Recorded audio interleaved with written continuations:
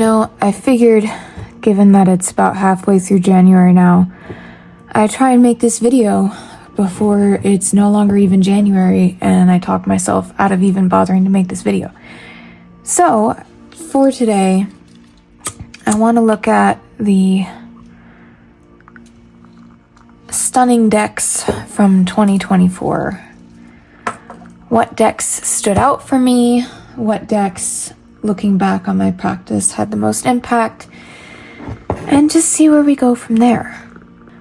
I acquired many decks this past year, so I worked with many decks. I also evolved a lot in my reading because I kind of started the year feeling pretty uncertain with the cards, and ending it felt a lot more, certainly like I have a grasp on it that back then I was itching to try and get.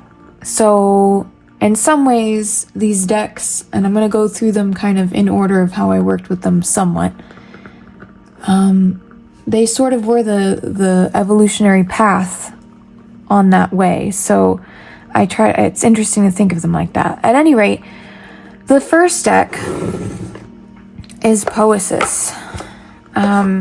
This is going to be a mix of tarot and oracle. I'm putting this one first because I worked with it with 3 different decks. This is an intuitive oracle deck that is a very easy reader. It's also an easy deck for someone if they want to essentially get into card work but not have to learn the whole system of tarot, because I just think this is the kind of deck that you can do spreads with pretty easily.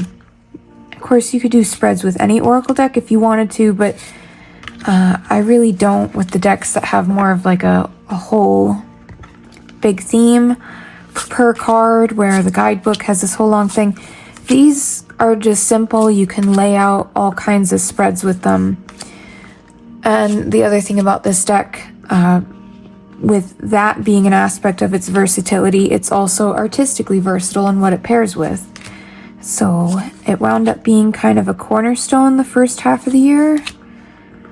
And I just kept coming back to it because it's so easy to work with.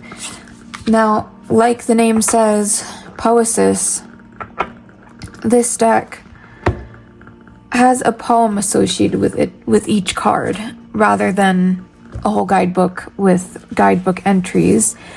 And initially, the situation was you had to go on their website and pull up the poem for that particular card. So there was a page with a poem for boundary, page with a poem for tears, and you would kind of go in the glossary on the website. They still have that, I'm pretty sure, if you want to peruse it. But then they came out with a book, which I was so grateful, because I really do not enjoy having to use my phone when I'm reading. Sometimes I do if I want to look something up, but I don't want to have to. I certainly prefer when I do readings and I don't go near my phone. But the thing that's also awesome about this book is the binding. I'm really jazzed with how they did the binding, because it's like a lay flat situation. And it's just a beautiful poetry book. I always found the poems to not only expand on their purpose for coming up, but a card that would seem really simple, like when I then went to, how did we wound up? Okay, cool. This would seem like a simple concept, and then I would come read the poem and there would be just like a specific verse or even a specific line that just hit. So like those were the exact sequence of words that made the most impact for that message.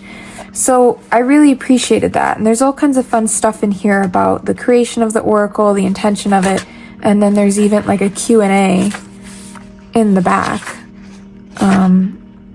I think both with the artist and then the poet, because it was 2 different people who came together creating this. So the book, highly worth it for me. It's beautifully made, matches the deck, and was always not just a joy to pull out, but was always like a key to unlocking something. And I love that kind of vibe when it comes to readings and decks. So with Poesis, I paired several things. When it came to the tarot decks, I'm going to say the first one that had the most impact on my practice, do forgive me, because I know some people don't like this deck. It's the Ritual Tarot. Okay, I'm sorry. I'm sorry, but I had to do it. I had to do it, because I do really like this deck. And it was the first deck I got that was way out of my comfort zone. I mean, I'm going to put these aside over here for a second. There's no titles on these cards. It's collage. It's no or very few real depictions of people. Of course, I'm pulling all of them up now. But most of them are stone people. A lot of them are very busy and have a lot going on, and are a little confusing to navigate at first. But I was surprised at how quickly I picked up which cards were which in this deck. I got really comfortable right away. The other thing, it was the first deck that I kind of did a whole consecration ceremony with. And it was more elaborate than I do now because it was the first time doing it, and you know how those things are. You get all excited, and I got all serious about it. I love this Hermit card so much. At any rate, it was the first deck I did that with, and that made it feel even more special, I think, because the way I connected in with it after that felt so attuned. I don't know how else to put it, and I don't know, maybe that would have happened anyway, but setting an intention with it and sitting with that and having kind of like a sacred space and doing that with this deck, to me, I felt it made a particular impact. And so now that's what I do pretty much with my decks. Not that much of an elaborate thing, but I do like to kind of cleanse and just consecrate them before going into work mode with them. And I don't always, like I have one deck that's new that I just haven't bothered yet because I need incense, and I don't really do that here in the winter. I have to kind of get myself set up somewhere sort of outside, but not outside. It's a long story, and I just haven't wanted to. And I've pulled from it, and it's not that it doesn't read well, but I know just from having done this that once I do the consecration, it's going to feel different. And it's just very interesting how that works. But anyway, with the Ritual Tarot, with this edition of it, which I think is the second or third print, I don't know, I wasn't too concerned about there not being titles because I knew they were on the back. And honestly, if I could go back in time, I might have wished I got the copy with the other backs because I just really love those backs. These ones are great. Nothing wrong with them or anything. It's just that I kind of always really like that original back. And while it's helpful at times to have the keywords, like even now looking through these cards, you know, if it's a numbered card, I'll just count the number of things if I don't, you know, kind of get it right away. And like death is easy to see, or pentacles, however you want to call it, 3. It's like easy. Ace of Cups, to me, it was pretty easy. The Emperor, I feel like if you know the basic archetypes, the basic symbolism, I love this World card.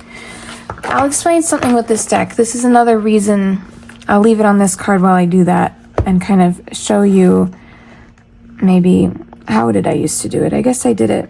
Hopefully that's a good view, but this is generally how I would work with these together. But what I was saying, particularly with the World card here, is that one of the readings with this deck that has stuck with me, now being a year later, was at one point I was not having such a good time and I was feeling pretty low, and I asked the deck, what is the point of life? What is the meaning? What is the purpose? Why do this at all? And 2 cards jumped out while I was shuffling. I don't usually get jumpers. I felt called to just let them hang out on the floor. And I pulled my usual 2 cards because I tend to do like an as above, so below. And I was planning on doing this sort of setup, pulling the 2 cards and then maybe an oracle, just cause. But those 2 other cards fell out, and then I drew the 2 cards, and I was looking at them and I realized something kind of strange, that they were each a numbered card from one of the suits. So one from the Wands, one from the Cups, one from the Swords, one from the Pentacles. Okay, interesting. Like different phases in each of these categories of life. And then I got the nudge, pull one more card. Okay, so I go and pull one more card. I shuffle. I pull the card and it's the World card. And that still sits with me to this day. That kind of a reading. What is the meaning or purpose of life? And it was a numbered card from every single suit. And then the one major, the last card, the thing that caps it all off, the World. Totality, reaching completion, individuation, achieving that through these different sort of windows into life, whether it's through the Wands or through Pentacles, these different aspects of life. And yeah, I still think about that from time to time if I get asked by someone like, what makes you take tarot so seriously, or what makes you believe, kind of those experiences. I realized that night whether or not there's truth to what that message kind of conveys, that it shifted my perspective from feeling somewhat of a despair to curiosity, at the very least. It shifted my perspective in a very interesting way. And that is what I love about tarot. I don't know how much deeper it runs than that, but that most of the time feels pretty damn deep enough for me. At any rate, I liked pairing these guys together. They're kind of a funky pair. Most of the decks I pair with Poesis are kind of funky, and come to think of it, 2 out of the 3 are collage decks, but the next deck is not a collage deck. It is a deck also that not everybody likes. That some people, I don't think they're as bothered by it, because I think for whatever reason, Ritual Tarot kind of, I don't know, I wasn't there for the drama. But this next deck is one that was very popular when it was a Kickstarter. It, I think, was like the most successful Kickstarter, if not in tarot, or if not in general, then in tarot, that kind of a publication. So, I don't know, can you guess what it is already while I'm maneuvering everything? The only thing with this deck, before I proceed, the one and only thing, 2 things actually. The book already has pages coming out. I don't love that, because I used it for like a couple months beginning of the year, and that was the bulk of the use it got. So I feel like I wish that had lasted longer. I think I'm fairly gentle, but maybe I did crack the binding too much. Maybe that's on me. Second thing is just that those cards kind of stick together for me, but I think that also was my fault, because I did this thing with the incense and the ceremony thing I did and whatever, and I don't know. I feel like the incense changed the way the cards shuffle. I don't know what that's about, but that's what seemed to happen. At any rate, the next deck, Botanica. I'm gonna move this out of the way. This is, in the way that Ritual Tarot can be a little tough if you're still learning the cards, which, I mean, you're always still learning the cards, but if you're newer to the cards, this is pretty tough, because this really doesn't give you a vibe in the scenery to go off of. It's very symbolic, but you have to know what you're looking at. The box, everything about this is so beautifully made. This is published through Beehive Books. You're not gonna be able to see, but on the inside, the box has this kind of stuff going on. Like, it is very detailed inside and out. This little box, part of it is cool and fully detailed out. Like, this stuff, this makes me happy. I know it's not the biggest feel, but presentation and the hand feel, this is a beautiful deck for not being a regular indie. I guess it is published by a publisher, so I don't know. Is it an indie? It's in the mid-range of price. I think it's like $39, but very worth it. I mean, very beautiful. And my copy, I know there were some issues with this deck and the printing. I think on the first batch, my copy's great. I got it from a botanical shop, I think. And if not there, I was going to get it directly from Beehive. But this is the kind of deck where, first of all, I mean, while the cards are somewhat titled, it's sort of the Roman numeral and then the symbol of what it is, or Knight of Swords for that one, or King of Cups. And then when it comes to the actual imagery, we're talking plants, and the majors are just the plant, or the plant being. This is a tree, I think mistletoe for the magician. When you come to the number cards, it is the plant, and then it is some kind of artifact or human handcraft item. So that is the extent of human that you get. You get sometimes weapons, because we're in the swords here with the 9 of Swords. And then in the court cards, you usually get some kind of adornment, whether it's a crown or it's something someone would wear, a necklace, that kind of thing. And I just think it is the coolest thing. I got this in the spring. I was so compelled and obsessed with it that I caved and was like, you know what, I'm just going to get it. Even though at the time I was like, how am I going to read with this? Like, what is the likelihood I'm going to get this deck and then I'm not going to ever read with it? I love this for the Hermit. I forget what this is called. But to me, this deck sort of has a poetry to it in the way that he chose, Kevin J. Stanton, the artist, the way he chose the plants, the way he chose the other elements that he would include in some of the cards.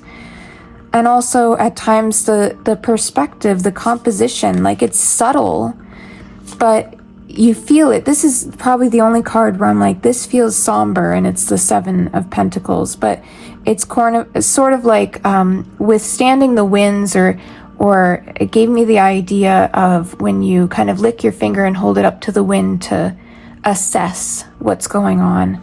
And so in that way, it gives me that energy that I'm familiar with the 7 of Pentacles. But all of these, if there's not a story specifically with the plant, there's a story with the item, or both. The little book that it comes with, I really wish I could get, there was a special edition of this deck that had a larger book, and I would love to have that, but I don't think I could talk myself into repurchase. I don't know. Anyway, this, despite being sort of like a slim pamphlet type of situation, has always given me enough to go off of face value pulling cards.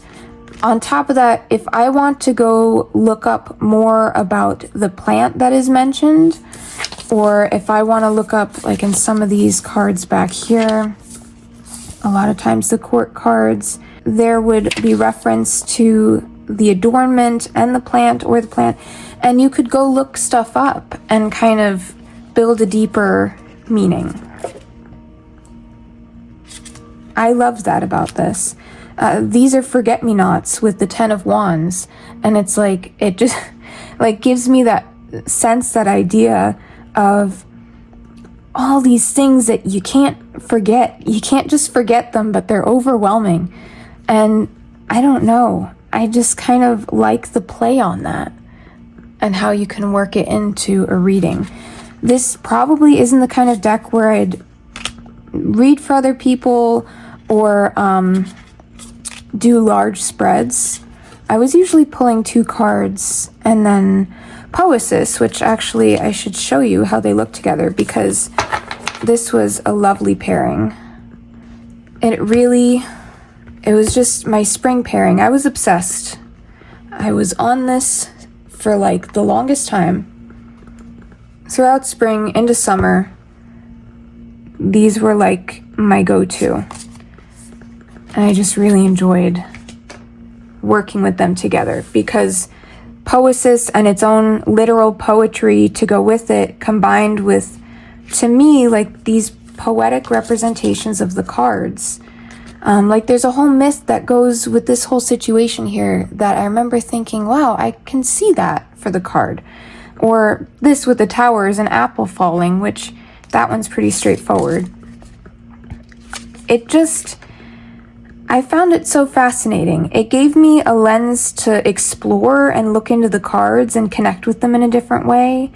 And because of how I felt this past spring, like I just had this urge to really learn about plants. And I don't take care of plants because they don't do well with me. And it kills me to kill them, but then I kill them. And so I don't tend to keep them. And plus I have a cat and, things get complicated. I love them. And this was my access to them. I remember around the weeks into having this, the magnolias around me were blooming. Oh man, I don't know. It was just something about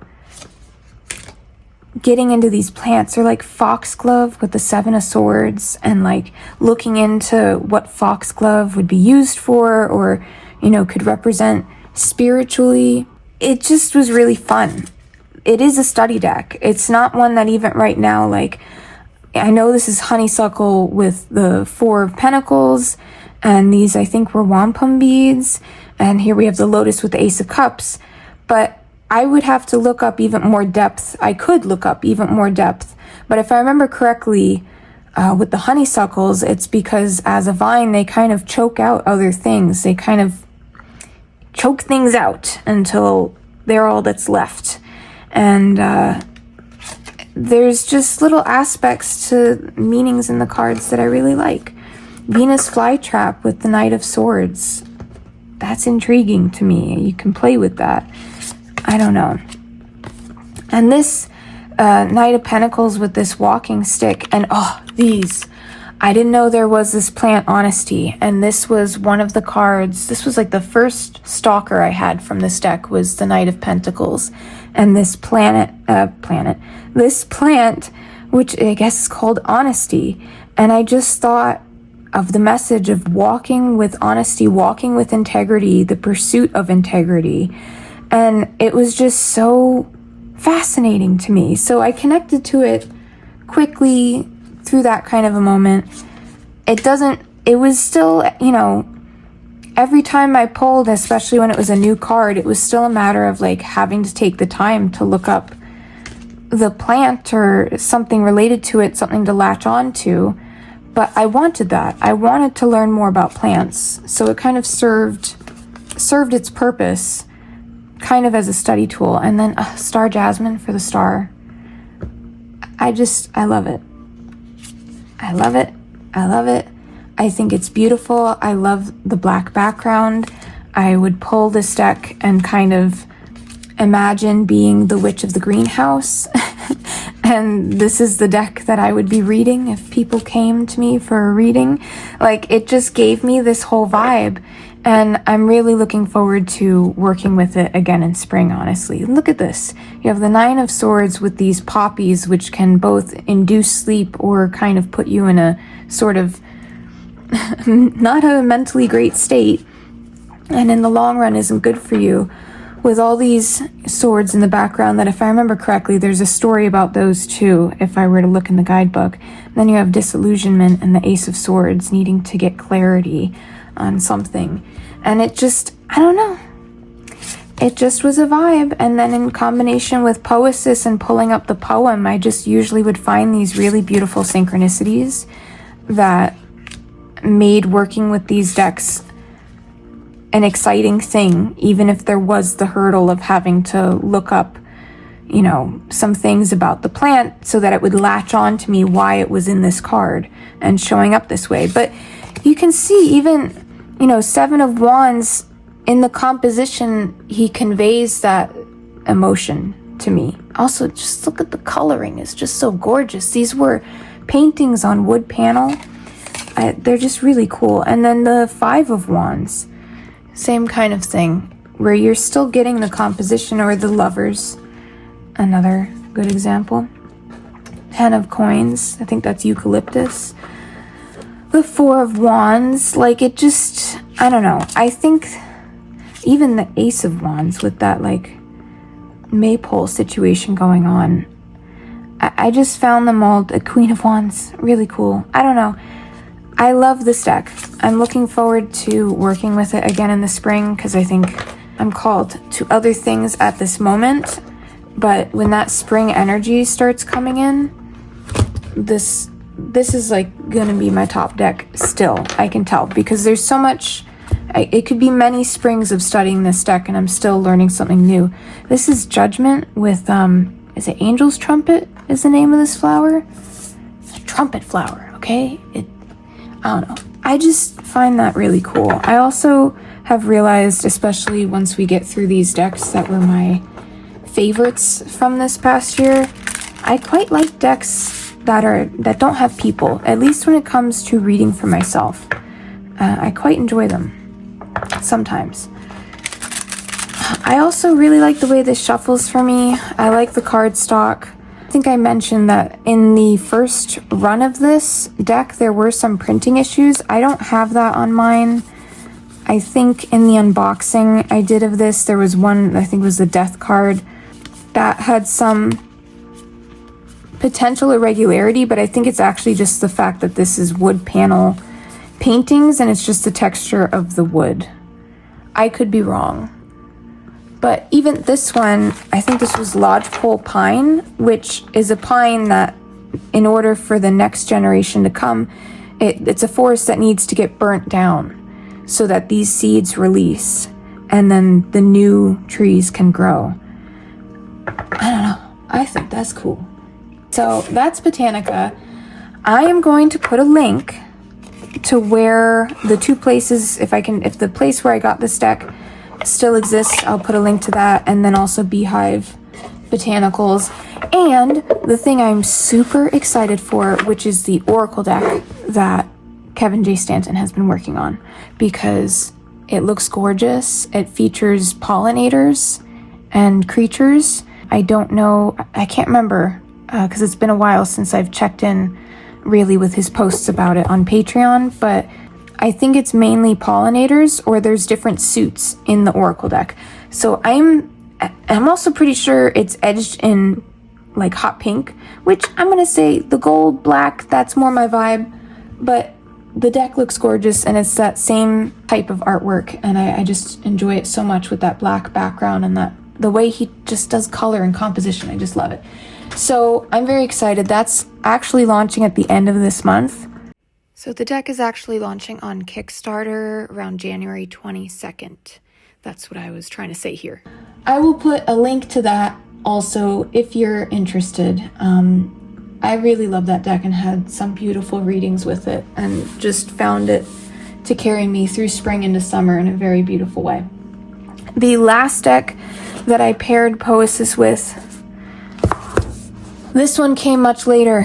I think it was midsummer, end of summer, so maybe we are progressing through the year. To Elezma. I didn't know if I was going to get this because it has a crazy look to it. I'm not going to lie, it's a little bit crazy. But then I kind of put on my wish list, and then I happened to be looking and found someone selling their copy for like a steep discount. For, I don't know why, just because they wanted to clear it out of their collection. There's nothing wrong with it. There's like one little chip on the inside flap of the box. But this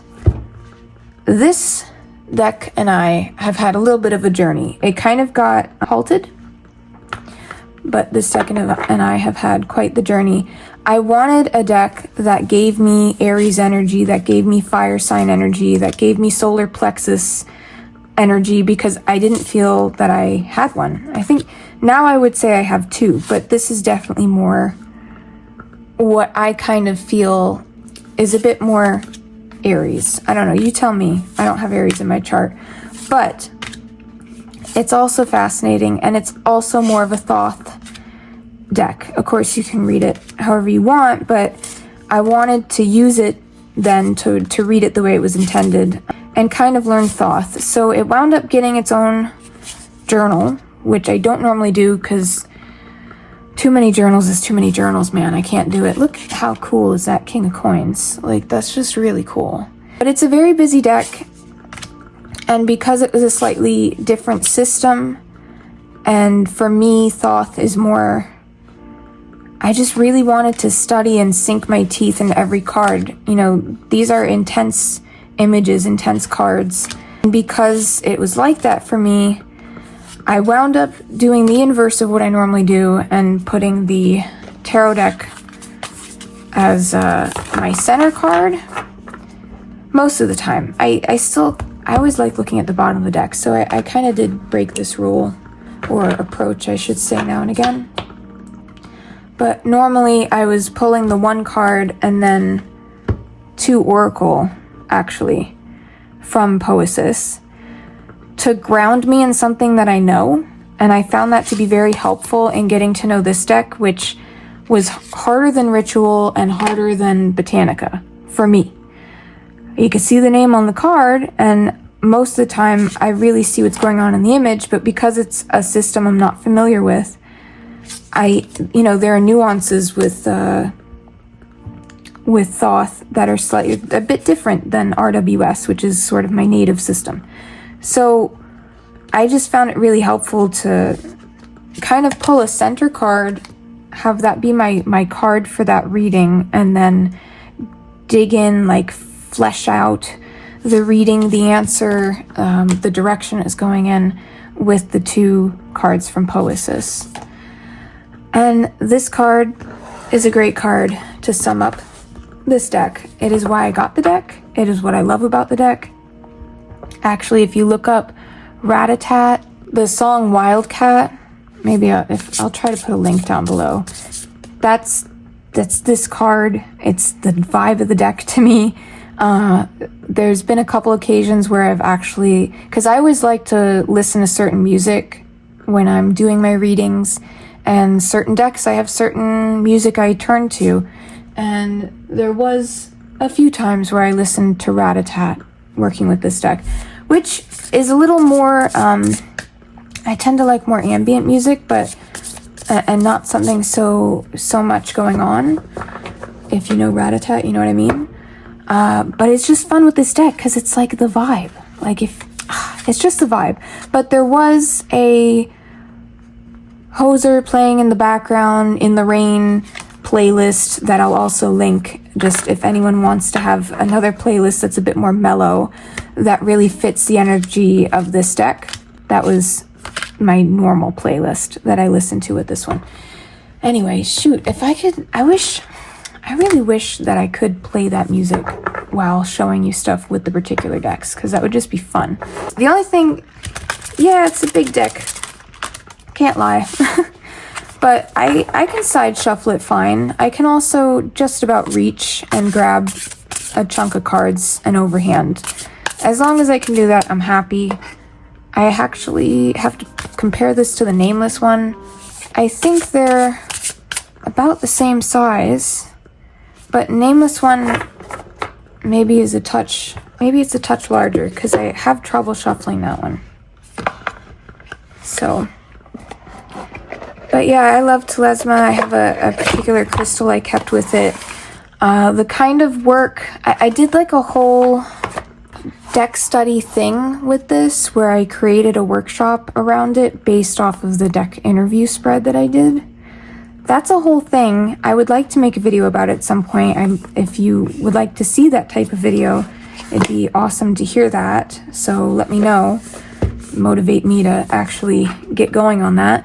I was filming somewhat of a deck diary with that one, and then I filmed a whole bunch of stuff, and then I don't know where to go with it next because, I don't know, many months and lots of shit happening in life went by. So those were the 3 decks that I paired with Poesis. There might have been others that I'm just not thinking of. I mean, I tried it with most things, and it was my go-to if there was a deck or a spread or something where I just wanted... It's a good clarifier deck because it is straightforward and intuitive in the way that it is. Now, the next deck is another one that people find kind of difficult to deal with. So let me go get it. You know, I really wasn't thinking about the fact that when I sat down, the majority of these decks, at least in the front half of this video, were going to be all the ones that are like difficult readers. But the next one's Dreams of Gaia. So, you know, is it a tarot? Is it an oracle deck? Tarot oracle? I don't know. I know people call it that. For me, it's still a tarot because it has a system. It just has its own system. It still has the 4 elemental suits. It has majors. Also, it has really cool edges that I wish I had done a better job, because I had seen someone do this, have this perfect kind of match to the blue that's in the back.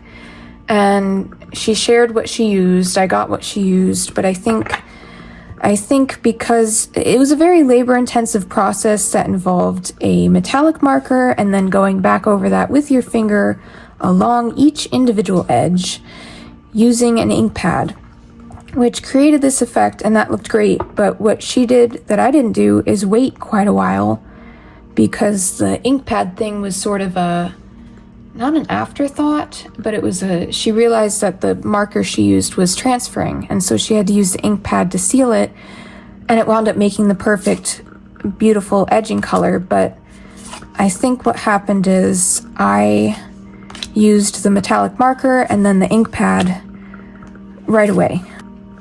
And so it kind of wound up a little variegated in some areas, and hers looked so perfectly done.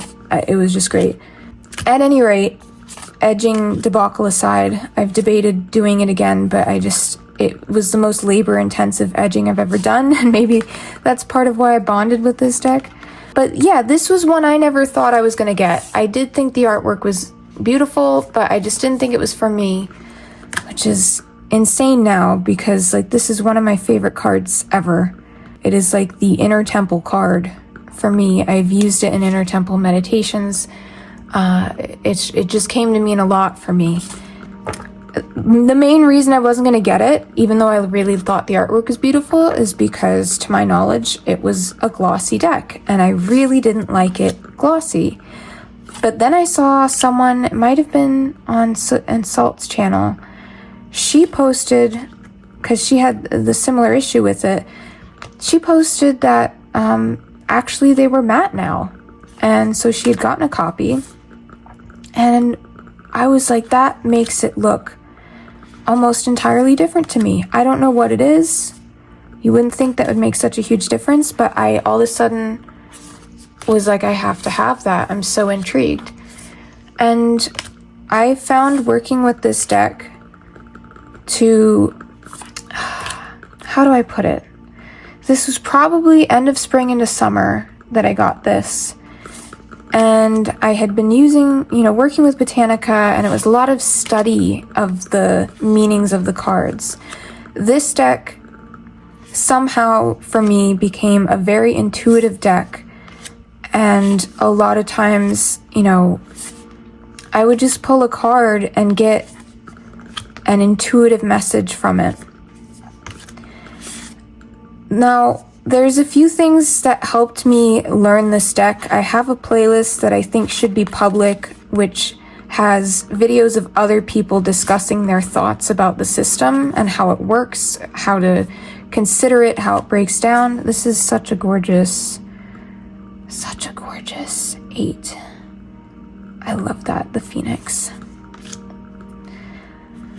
So anyway, yeah, that playlist really helped, sinking some teeth into how the system worked, and kind of also breaking me out of the RWS system, because this is before Elezma, and at the time I probably would have told you I would never get another system, or at least not this year. I was not ready. I also really love this card. I'm not even gonna be waxing poetic about it right now, but I just kind of used that, and then when I got the deck, I'd watched some of those videos.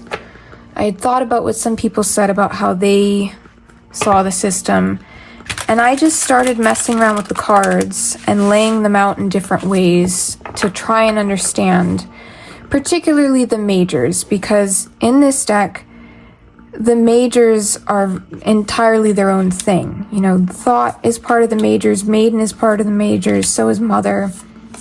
Then you have these other cards that kind of break the system or the typical system of the courts, and you have these balancing cards within each element, this one being masculine and feminine in the fire suit. And then again, you know, with the majors, you have these sections, and it talks about it in the guidebook. The guidebook is great, but it's just broken up differently. And I realized a way of laying them out that made it totally click for me, how the system works. And it is different than RWS. The major system is completely different. The kind of readings I do with this are much more of a spiritual tap-in than, like, I wouldn't ask this deck or come to this deck about practical concerns. That is not what this deck do. As far as, you know, reading that type of way, I would pick a more typical tarot type deck. RWS, Marseille, maybe Thoth, but I think Thoth can get a little more esoteric. But this one just does its own thing, and I love it for that. I appreciate it for that. I work with it for that. It does something that none of my other decks do. And in the element suits, they're pretty straight up numerologically oriented. So you have the element and then the numerological meaning of that number, which is like the general numerological meaning rather than what it usually means in RWS. Because in RWS, you know, some of the fours are really negative, but I think like not really negative, but like Four of Cups is that stagnant energy. It generally is kind of initially read as that sort of negative, I guess. Or the Four of Wands, this to me makes more sense. It's like the focus of will with the Four of Wands, or in this case just the Four of Fire. Like that feels more intuitively where I would think to go with the deck of cards than with tarot, where Four of Wands is like celebration. And you know, of course it can mean accomplishing something and getting to a place of stability, having put in a lot of effort. There's like a solid foundation to something. But this stable ability to aim your will is such an interesting concept that really resonated for me. So I just read it appreciative of that different system and how that aligns differently. I used to keep a little kind of like, I created a little numerology 1 through 9 in the way that I read it with this deck, and kept it in the back of my journal when I kind of wanted to dig deep into a card. The guidebook is also really lovely, but it sort of became a deck, and even Raven, the artist, you know, said this. All of her meanings in the book are kind of the moment of her creation of it, of her writing of it, so they can change, they can evolve, you can create your own. And so I kind of was doing that and kind of building my own associations with it, although I liked referencing her book as well. It was just a super interesting deck. I'm very appreciative of it in my collection. I actually got the mini of it, and at some point would like to do a video or a couple videos talking about just visually showing how I see particularly the majors and breaking down how I wound up working with this deck, because I know of people who are intrigued by it, who like the art, but they, you know, it's like, how do you click in with it? And I kind of took a huge chunk of time. Oh, this was the first card I pulled. I took a huge chunk of time to like dig into the meat of how I wanted to work with this deck. So it'd be fun to do a video like that if it gives anyone else ideas to bounce off of. At any rate, that's Dreams of Gaia. That's one of the other standout decks for me this year. The next few decks, I've talked about all these already on my channel in the few videos I've made, but it's the truth of the next, I'll say few decks that really made the most impact on my practice this year. Alright, I had to feed the cat, get a new cup of tea, but we're ready to go. I'm not going to spend super long on these decks because I've talked about them maybe the most. That's what it feels like anyway. But this trio was a huge shift in my practice. This is Tarot of the Huntress. It's an Artemis Huntress goddess themed found art deck by Kara Small, I think is her name. She's here on YouTube. She has, I think, a new edition of this deck, different backs and a few card changes in her Etsy shop, if I remember correctly, so I'll link that. I did not get it because I got a backup of this one, and because I wasn't sure if she was going to print more or do another edition or what, and at any rate, I didn't get it. Talked myself out of it because I don't really need another edition. Anyway, this is a beautiful deck. I out of all the decks I've picked as my top decks, this is probably the only one with normal representations of people. I mean, this is a water fairy, and that's Zeus, so they're not, you know, regular people, but they're sure people, more so than a lot of my other picks are. And my strangest pick I saved for last, so, but one of the things I loved with all of the aces in each suit, it's she chose an animal representation, which I really loved, especially for a deck that's Tarot of the Huntress. So I had really beautiful readings with this, and then I paired it with the Witch Oracle, and it just vibes straight off the bat, or spider, as it were. And then I also used Obsidian.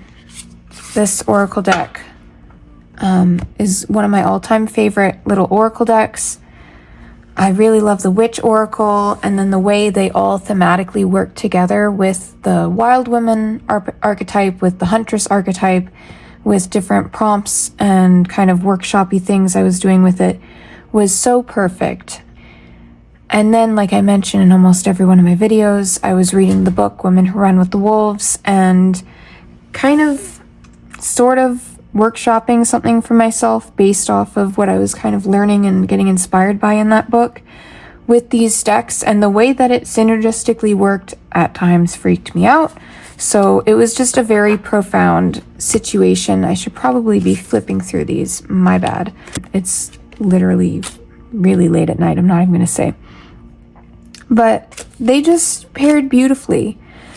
I can't really do the whole layout the way my camera's set up right now, but what I would normally do is I would pull from Witch, I would pull above and below from Tarot of the Huntress, and then a lot of times I would pull sort of clarifiers for the tarot cards with Obsidian, but it was like beyond clarifier, it was like expander of that message, and it sort of became like a wing-shaped spread, and that's my go-to thing with these decks. I also enjoy just doing spreads with this deck and going from there.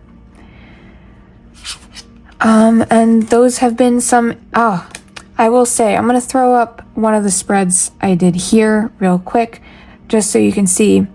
Tarot of the Huntress is one of those decks where if you really want to look at positioning of people and the larger composition of how the spread starts to express itself, I found it to be one of the most profound instances have been with this deck in terms of paying attention to where someone's body is facing, hand is pointing, that kind of a stuff. And it was really fun. And all three of these worked really well if you're into Wild Woman archetype, if you're into the type of book that is Women Who Run with the Wolves. It just was a beautiful synergy between these three, and they exist together on my altar. I have not removed them. I still occasionally pull a spread like that, but I've kind of shifted a little bit, a lot of stuff's happened. And the last deck pair that I show has been most of what I've done the tail end of the year. But this was really valuable practice. The insights and the work that I did with these decks was really profound for me. So it is something I really want to dip back into. when I'm feeling called to it again. I'm sort of, if I am dipping out of the last 2 decks that are on this list at the moment, it's more for Persephone work, and this is very Artemis-y type stuff for me, so. But yeah, that's Tarot of the Huntress, the Witch Oracle, Woman in Total, Control of Herself Oracle, and then Obsidian Oracle, which this is mass market, this is indie, this is indie. That's sort of the setup. This is a great little Oracle deck, and I mean the backs are really cool with their design. It's tiny. It's got that on black background art going on, which I guess is a thing that I really like, I suppose. I like the messages in the book. I don't have it with me here, but I love the way it delivers messages, and it very much can function as a clarifier, but it can also very much function as a expandifier. I don't know what I'm going to call that, because it did more than clarify, it like elevated in a way, if that makes any sense whatsoever. The next deck that I paired it with, that I just want to mention real quick, I didn't work with as much, but when I did, it made an impact, and so it's on a standout deck list for 2024 for me. That's Hush Tarot. And I worked with it and Obsidian together. They paired beautifully. I would say Hush Tarot still gives me some kind of Wild Woman Artemis vibes, but it also has some Persephone vibes for me. So it sort of has been a segue between those two energies, let's say. And these two together, I just really enjoy as a pair. And the very first reading I did with Hush Tarot was one of those readings where as the days unfold, you keep looking back at it and going, oh, and, you know, getting more and more blown away. So that was sort of the general vibe with Hush, and I still have a lot of deep diving to do with it.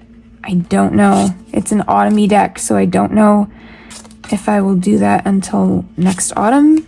Maybe, because I kind of don't want to put it away. It's been out on my altar, and I have pulled from it here and there. But it's another one of those decks that's kind of weird. It does its own thing in some places, or it does something kind of funky, and the images are like veer off from traditional in quite a lot of ways. So, but I like that. I just have found those are the decks that sometimes those are the decks that give me the most specifically profound reading, because it has an oddly specific way of looking at a card compared to the broader way, since the artwork is so unique. Like this one, for a 6 of Swords, I mean, we're floating on basically a bed of piranha in a boat that seems to have broken off. We're kind of just scraping by, but we're leaving, but we're looking back. Like, there's just a very specific energy to this artwork. While it still touches on that 6 of Swords, you're not out of trouble yet in this one. You're still right above the piranha. But the character looks very resigned, very calm, very moving on, ready to move on, a bit tired too. So there's a lot to read into it. Or the 4 of Cups, this was one of the cards that came up in my first reading, holding on to a dead thing and kind of thinking about that energy with the 4 of Cups and feeling emotionally stagnant. Oh God, that hit me hard. So yeah, I like Hush Tarot a lot. I've also worked with it with the Lost Oracle, but that's been more this year.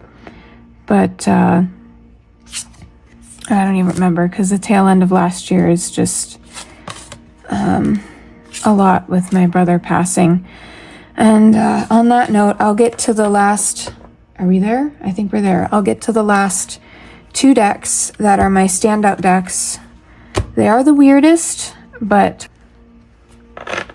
I'm grateful for all these decks, but I'm so grateful to these next two decks because they both got me through some really hard times, and I still am turning back to them when the grief and everything hits me all over again, because it, does that. So I'll be right back with those two. Realized the candle was not lit that whole time.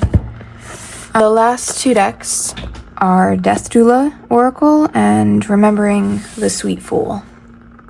Death Doula, man, I'm glad I decided to pick this up. It was unironically not that long before things happened. And I kind of call this my medicine deck at this point. It reads like medicine, and especially using it in a period of grief, it reads like medicine. I think in my grief video that I'm going to post, I will talk more about it, so I won't get into it all too deep here, other than to say that these two decks are both very strange and came in very peculiar, specific, useful isn't even the word, very much appreciated, helpful guidance. Now, Tarot of the Sweet Fool, this deck is a photography deck, but there is digital kind of manipulation to create the images. It's very unusual, very weird, no people, very few even human-ish figures. I think the only ones are the queens, and they look like, they're folded fabric. I don't know, this one you could maybe argue is a little bit of a human situation going on. But it's an odd deck. It's still at times intimidating for me to read. When I first had it, prior to using it for grief, I wasn't sure if I was going to be able to make it work. I was like, this is very outside of my comfort zone. But I have managed. I have found it to be sort of a weird dream state type of deck. It's another one. Here's one of the few sort of human-y figures. It's not really human, it's just a figure. What was I saying? I have a weird music playlist for this? That might have been an inside thought. I don't know. At any rate, when I first started working with it, I wasn't really sure how this was going to pan out.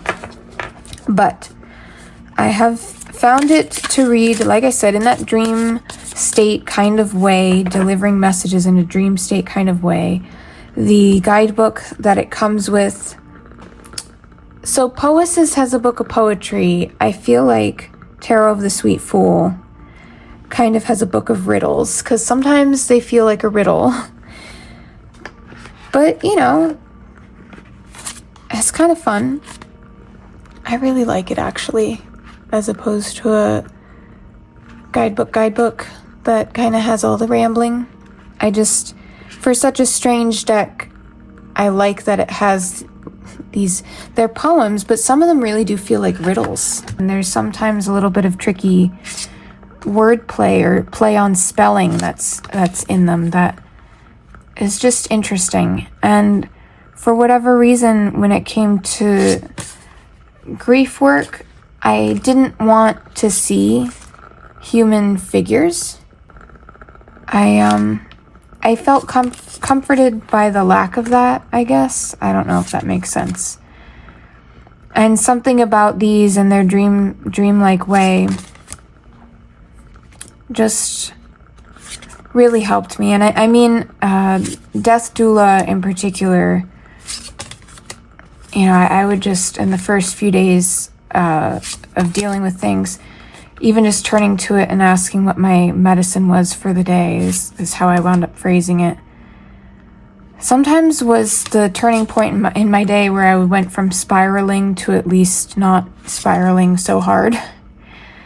And it just resonated. So I love these two. They are definitely standout decks. I worked with them a lot the last couple months of the year. I still am working with them. now into January. And I will continue to work with them. I had a whole workshop for these two that I had come up with before everything too, so even if I feel ready to move on from working with it to help me process grief, there's other work to do with it. And ironically, I think the card that this deck, or no, Tarot of the Sweet Fool asked of me in the interview spread might have been the Tower, if I remember correctly. And yeah, I don't know. Somehow that slotted in just right, I guess. That is the kind of work that we wound up doing, processing Tower stuff. So, they're just really beautiful together. They're really neat decks. Both are photographic, like I said. The one thing I didn't mention, Death Doula is analog photography, so all the effects of layering and mixing of images is all done in an analog fashion, as far as I know. And Tarot of the Sweet Fool has some of that digital component, like this image is mirrored. And they just read very interestingly together, even just in a general sense. Got Seven of Hills above Wisdom with Tower below. If you want to think about what that might mean. Five of Points, cleanse, Five of Cups. Ooh, maybe if you cleanse your thoughts of always needing to be right, you will find your grief. Okay, well, we'll just go to the next one. Was that calling me out for something? We have Seven of Cups, Regeneration, Six of Hills. They look beautiful together, but also the way that they read together, something about them. This card's come up a lot, and I love that for the Ace of Cups. It's, I allow myself to receive. So I will leave it there and just say that sometimes the strange decks that you think are going to be really weird to read with wind up having a very unique purpose. Both of these, I don't know, they've been my comfort through a lot at this point.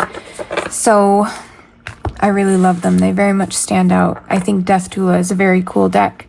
And especially if you're going through grief over something, the thing that's very neat with its guidebook that I'll quickly mention is that each card, I don't think every card, but most of the cards, other than the little description, sometimes large, sometimes small, a lot of them end with a little scavenger hunt to find another page where it gives you an exercise, a ritual, journaling exercise to do, all kinds of different things. So it also was giving practical techniques to cope. I found that very useful. So those were the last two decks on my standout decks list. There are more decks I used in 2024, but these were the ones I worked with the most, that had the most impact, where something about them shifted my practice, shifted my perspective in a profound way, or like these came through at a time where they did something uniquely for me that I will always remember. So I hope you enjoyed. I'll catch you in the next one. This has been very long, so I'll just wrap it up here. Thank you for watching, and I hope you have a good day, evening, morning, or whatever it is by you. Bye.